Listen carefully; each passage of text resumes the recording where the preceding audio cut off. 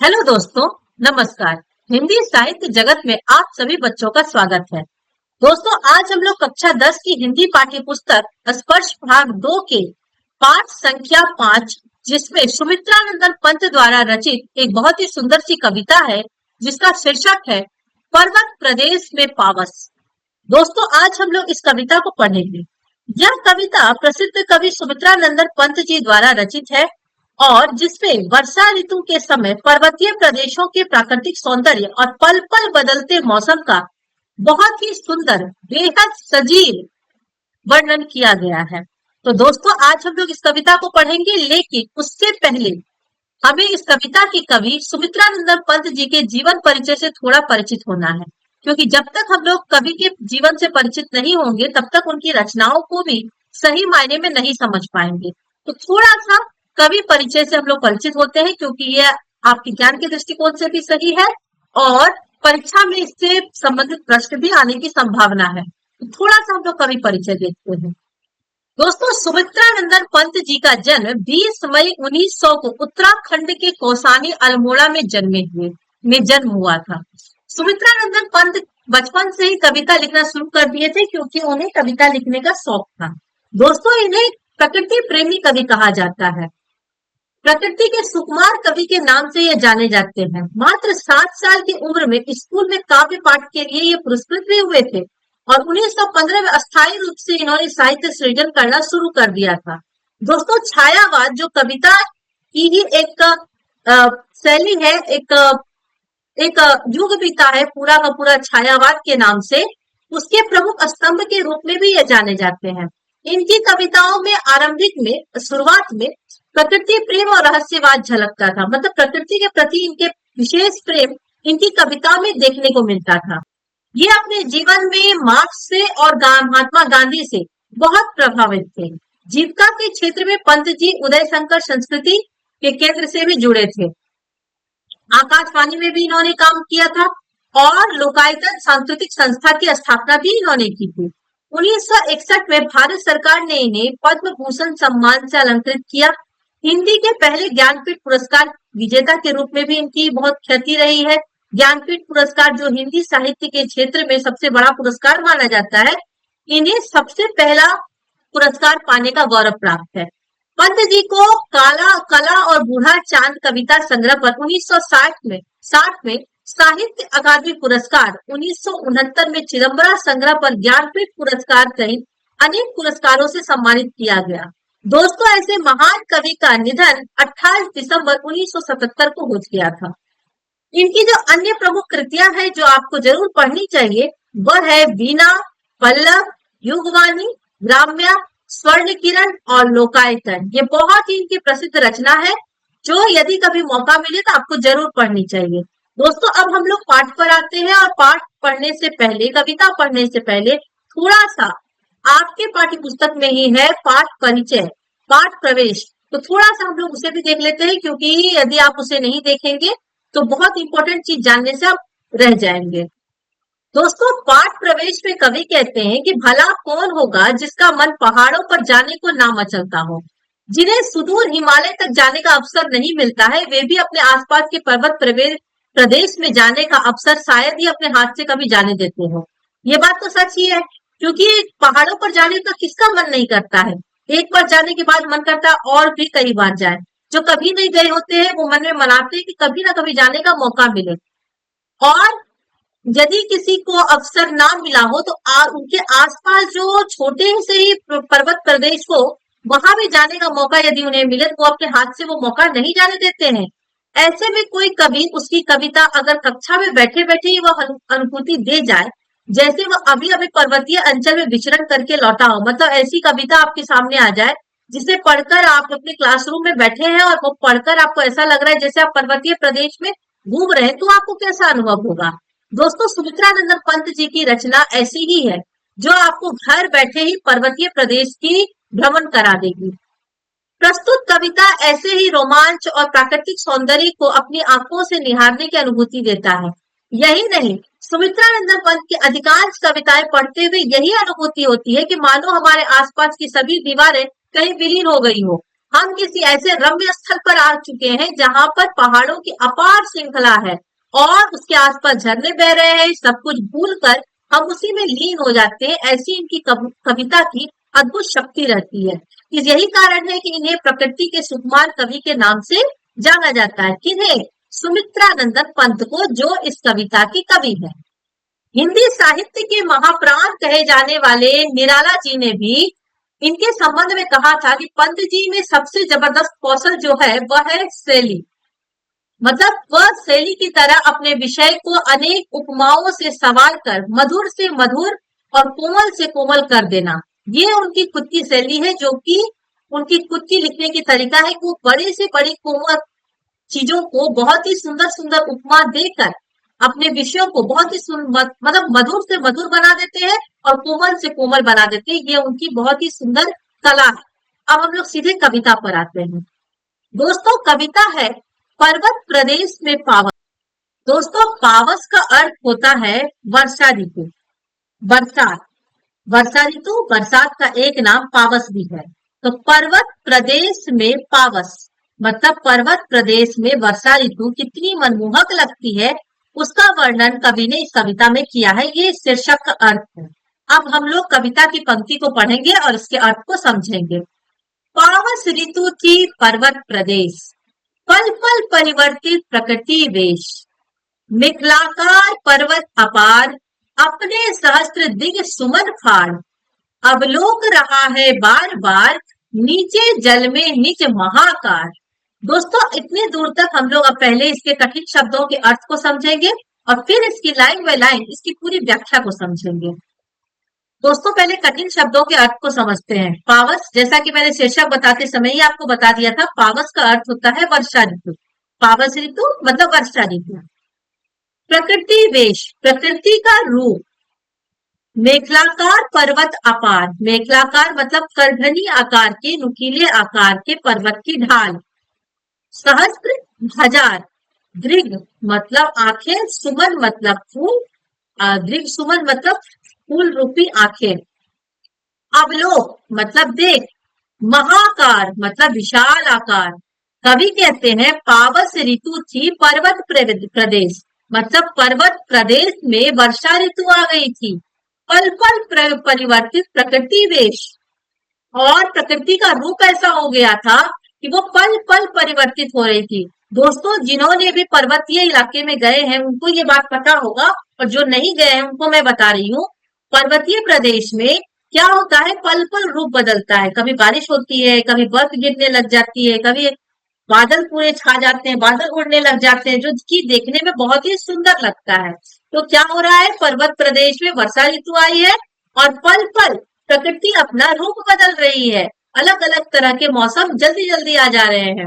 मेखलाकार पर्वत अपार, करगनी आकार के जो पहाड़ी है, ढाल वाली पहाड़ी, वो दूर दूर तक फैले हुए हैं और अपने सहस्त्र दिग सुमन फाड़, और अपने हजार हजार आंखें, फूल रूपी आंखों को फाड़ फाड़ कर मतलब बड़े बड़े कर करके अवलोक रहा बार बार, वो इस दृश्य को बार बार देख रहे हैं। किस दृश्य को? इस प्रकृति के बदलते हुए रूप को। कभी बारिश हो रही है, कभी बादल चारों तरफ उड़ रहे हैं, कभी धूप हो रही है, वो इस बदलते हुए रूप को बार बार अपनी आंखों से फाड़ फाड़ कर देख रहे हैं। और साथ ही क्या देख रहे हैं? नीचे जल में निज महा आकार। और वो क्या देख रहे हैं साथ साथ? उस पहाड़ के नीचे तालाब है। जैसे मान लीजिए ऐसे पहाड़ है, तो पहाड़ के नीचे ही तालाब है और उस तालाब में उनकी परछाई दिखाई दे रही है। वो कितना विशाल है, किस तरह का उसके आकार है। तो वो अपने आंखों को फाड़ फाड़ कर इस तालाब में जो उसकी परछाई दिख रही है, उसे वो अपने आंख को फाड़ फाड़ कर देख रहे हैं। यहाँ तक समझ में आया? इसके आगे हम लोग देखें, जिसके चरणों में पला ताल, दर्पण सा फैला है विशाल। गिरी का गौरव गाकर झरझर, मद में नस नस उत्तेजित कर। मोती की लड़ियों से सुंदर, झरते हैं झाग भरे निर्झर। दोस्तों, इस पंक्ति के एक एक शब्दों के अर्थ को पहले समझेंगे और फिर इसकी लाइन बाय लाइन व्याख्या करेंगे। दोस्तों, इसमें कठिन शब्दों के अर्थ में है, ताल का अर्थ होता है तालाब, दर्पण का अर्थ आप जानते हैं, शीशा, आईना। गिरि का अर्थ होता है पर्वत। मद मतलब मस्ती। निर्झर मतलब झरना। अब इसकी लाइन बाय लाइन व्याख्या को हम लोग समझेंगे। कवि कहते हैं कि पर्वतीय प्रदेश में उनके चरणों के पास, मतलब उनके पर्वत के नीचे ही तो तालाब होते हैं, उनके चरणों में तालाब पलता है। ताल मतलब तालाब। पर्वत में पर्वतीय प्रदेश में पर्वत के नीचे नीचे तालाब होते हैं, तो उनके पर्वत की तरफ संकेत करके कहते हैं कि उनके चरणों के नीचे तालाब पलता है और दर्पण सा फैला विशाल। तालाब को उन्होंने दर्पण के समान कहा है क्योंकि उसमें लोगों के चेहरे दिखते हैं और वो दर्पण के समान है और वो पूरा विशाल है, बड़ा बड़ा विशाल विशाल है और वो वहीं पर फैला हुआ है। गिरी का गौरव गाकर झरझर। झरझर झरझर कौन बहती है? झरना। झरना झरझर झरझर करके बहती है और उसकी आवाज सुन के लगता है जैसे वो गा रही है। और क्या गाती है? तो गिरी का अर्थ होता है पर्वत। पर्वत का गौरव गान करते हुए वो झर रही है, बह रही है। मद में नस नस उत्तेजित कर। मद मतलब मस्ती। मस्ती में वह नस नस को उत्तेजित करती है। उसकी आवाज ऐसा लगता है जैसे नस में एक तेज दौड़ने लग गई, उसकी गति तेज हो गई। मोतियों की लड़ियों से सुंदर। मोती की जो माला होते हैं, उसकी जो लड़ियां होती है वो बहुत सुंदर होती है, तो मोतियों की लड़ियों से भी ज्यादा सुंदर क्या है? झरते हैं झरने भरे निर्झर। वो जो झरने बहते हैं, ऊपर से गिरते हैं, उसे देखकर ऐसा लगता है जैसे मोतियों की लड़ियों से भी सुंदर एक माला वहां पर बह रही है। अगली पंक्ति है, गिरिवर के उर से उठ उठकर उच्चाकांक्षाओं से तरवर है, झांक रहे नीरव नभ पर अनिमेष अटल कुछ चिंता पर। दोस्तों पहले इस शब्द के अर्थ को समझेंगे और फिर इसकी व्याख्या। दोस्तों कठिन शब्दों के अर्थ को देखते हैं। गिरिवर का अर्थ होता है पर्वत। उर हृदय। उच्चाकांक्षाओं मतलब ऊंचा उठने की कामना। और तरवर का अर्थ होता है पेड़। नीरव मतलब शांत। नभ मतलब आकाश। अनिमेष मतलब एकटक। और चिंता पर मतलब चिंता में डूबा हुआ। कवि कहते हैं गिरिवर के उर से उठ उठकर, मतलब पर्वत के हृदय से उठ उठकर, उच्चाकांक्षाओं से तरवर मतलब पर्वतीय प्रदेश में जो पेड़ निकलते हैं वो पर्वत के बीच बीच से निकल जाते हैं। तो कवि कहते हैं कि पर्वत के हृदय से निकलकर उठ उठकर वो ऊंचा उठने की कामना से ये पेड़ हमेशा ऊपर की तरफ वहां पर उठते हैं। है झांक रहे नीरव नभ पर, और वो नीरव नभ को, शांत आकाश को कंटिन्यू झांक रहे हैं और उसकी तरफ बढ़ रहे हैं। अनिमेष अटल कुछ चिंता पर, वो एक टक से वो आकाश की तरफ देख रहे हैं, उसे झांक रहे हैं, लेकिन कुछ चिंता में डूबे हुए हैं। क्या डूबे हुए? ये पेड़ आखिर किस चिंता में डूबे हुए हैं? एक टक वो आकाश की तरफ देख रहे हैं, आगे बढ़ते जा रहे हैं, इस सोच में डूबकर वो आगे बढ़ रहे हैं। उड़ गया अचानक लो भूधर, फड़का अपार पारद के पर। दोस्तों इन दो पंक्ति में कवि कहते हैं, पहले कठिन शब्दों के अर्थ को देख ले। भूधर मतलब पहाड़, पारद बादल, पर मतलब पंख। कवि कहते हैं कि यह तो अचानक से दृश्य था कि बारिश हो रही है, बारिश होते हुए पेड़ वहां पर झूम रहे हैं, पर्वत अपना जो मुख है अपना दर्पण में देखते हैं, उसके नीचे जो तालाब है उसमें अपना दर्पण अपने छवि को देखते हैं, और उसी समय उड़ गया अचानक लो भूधर, फड़का अपार पारद के पंख, और अचानक से उसी समय बादल वहां पर फिर से छा जाता। अचानक से क्या होता है? उसी समय पहाड़ के ऊपर से जो बादल है वो बह जाता है, दूर दूर निकल जाता है, और वो बारिश का जो दृश्य रहता है वहां पर पूरी तरह से बादल अब खत्म हो जाती है, वर्षा रुक जाती है और वहां पर धूप हो जाते हैं, बादल उड़कर दूर निकल जाते हैं। ये पल पल वहां पर मौसम जो होता है परिवर्तित होते रहता है। यहाँ पर इस दो पंक्ति में कवि ने यही बताया है कि अभी कुछ देर पहले बारिश हो रही थी और अभी वो बादल वहां से उड़ गए, बादल को उड़ा ले गया, और अभी वहां पर कोई बारिश का नाम नहीं, अभी वहां पर धूप हो गई है। अगली पंक्ति देखेंगे, रवशेष रह गए हैं निर्जर, है टूट पड़ा भूपर अंबर, धस गए धरा में सभय शाल, उठ रहा धुआं जल गया ताल, यो जलद यान में विचर विचर, था इंद्र खेलता इंद्रजाल।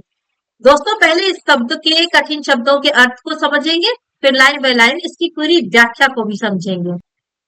कवि कहते हैं कि रव शेष रह गए निर्झर। रव रव का अर्थ होता है आवाज, निर्झर मतलब झरना। मतलब वो जो झरने के गिरने की जो एक आवाज आ रही थी, वो आवाज शेष रह गए हैं, वही आवाज मात्र रह गया है। और वो जो बादल पूरा छाए हुए थे वो अब समाप्त हो गए और आवाज शेष केवल निर्झर की रह गई है। और उसके बाद क्या हुआ, टूट पड़ा ऊपर अंबर, और आकाश से वर्षा बनकर, जो बादल वहां पर पूरा छाया हुआ था वो वर्षा बनकर ऊपर टूट पड़ा है। और ऐसा लग रहा है जैसे धरती पर आकाश ही पूरी तरह से गिर पड़ा हो, इतनी मूसलाधार बारिश हो रही है। धस गए धरा में सभय शाल। धरा मतलब धरती, सभय का अर्थ होता है भय के साथ, शाल मतलब एक वृक्ष। धरती में साल के वृक्ष धसते जा रहे हैं भय के साथ। वृक्ष को जो हम लोग पहले पढ़े कि वृक्ष के अंदर एक चिंता का भाव था। क्या चिंता का भाव था कि पहाड़ी इलाके में बहुत जल्दी भूस्खलन होता है, जिसके कारण पेड़ों को, पहाड़ों को क्षति भी बहुत पहुंचती है। तो इसका इसका ये अर्थ कवि ने यह लिया है कि वहां पर जो वृक्ष रहते हैं वो हमेशा भयभीत रहते हैं, और वो भय से जमीन के अंदर, धरती के अंदर धंसते जा रहे हैं। उठ रहा धुआं जल गया ताल। वहां पर धुआं उठ रहा है, बादल क्या होता है बहुत नीचे नीचे आ जाते हैं, और ऐसा लगता है जैसे वहां से धुआं उठ रहा है। और ताल पूरी तरह से, तालाब पूरी तरह से जल जा रहे हैं एक तरीके से। उसमें एक आवाज हो रही है, पानी पूरा भरते जा रहा है, तो उस धुआं जो है उसका असर उस तालाब पर भी देखा जा रहा है। यो जलद यान में विचर विचर था खेल था, इंद्र खेलता इंद्रजाल। वो जलद यान मतलब बादल की यान पर बैठकर, जलद यान मतलब बादल की यान पर बैठकर, क्योंकि बादल के देवता, वर्षा के देवता इंद्र को कहा जाता है। वो बादल के यान पर बैठकर विचर विचर वो इधर से उधर, उधर से इधर घूम रहे हैं।